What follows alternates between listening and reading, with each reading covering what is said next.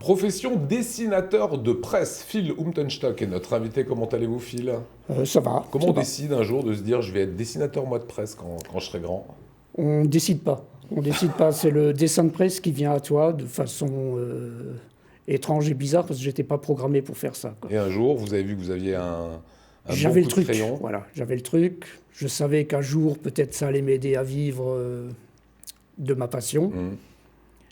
Et j'ai la chance, ça s'est fait, quoi. Eh ben ça s'est fait. Il y a eu même une belle rencontre puisque Phil vous propose une exposition au Tanzmatten de ses dessins de presse et notamment du groupe Ange. Alors, tiens, la personne qui aime la culture ici, groupe Ange, ça dit quelque chose ? Absolument pas. Non. Formidable. C'était le groupe qui faisait 10 000 personnes dans les années 70. Alors, c'est un peu normal, t'étais pas né.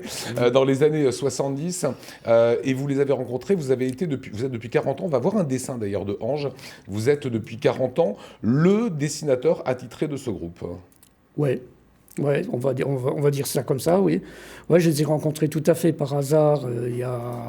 C'était en 74. J'avais 20 ans, je venais de nulle part. Les études m'avaient poursuivi sans jamais me rattraper, donc je faisais des vidanges dans un garage. Et j'avais ce coup de crayon, quoi. Et ce coup de crayon me permettait de dessiner des tracts.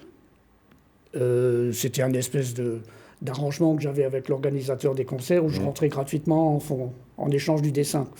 C'est le bon plan de l'époque. Alors, je voudrais bien que, pour ceux qui ne connaissent pas Ange, on a quelques images. Regardez.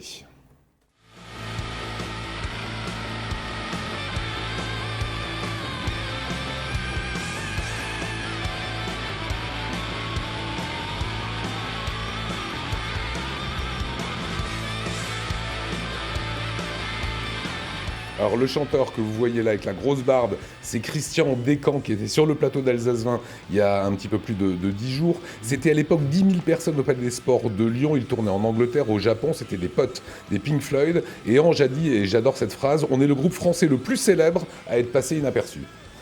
Voilà. Bah, la preuve, c'est qu'ils ne connaissaient pas. Oui, je sais pas, c'est un désastre médiatique qu'on n'explique pas, quoi. Voilà. Je sais pas. Et bien, ça sera des dessins à découvrir. Autre forme d'art que vous faites, c'est vraiment le dessin de presse. Regardez ce que nous sort très régulièrement dans les DNA ce monsieur. J'adore ce dessin, c'est le bras tendu, évidemment, c'est le bras du fascisme et c'est ce bras tendu aux migrants. Autre dessin, c'est sur l'évolution du journalisme. Il y a ce dessin, effectivement, il y avait avant on écrivait et aujourd'hui avec Twitter, on fait de la merde. En gros, c'est ce qu'on peut dire en voyant ce dessin, Phil Umtenstock ? Oui, il y a de ça, il y a le clin d'œil Twitter, le journalisme il a changé, quoi. Est-ce qu'il y a encore du journalisme aujourd'hui avec des vrais journalistes ? Est-ce qu'on laisse le temps aux journalistes de faire leur boulot ? Je suis pas sûr, quoi. Comment vient l'inspiration d'un dessin comme ça ? Je sais pas. L'inspiration, c'est quelque chose de magique qui vient.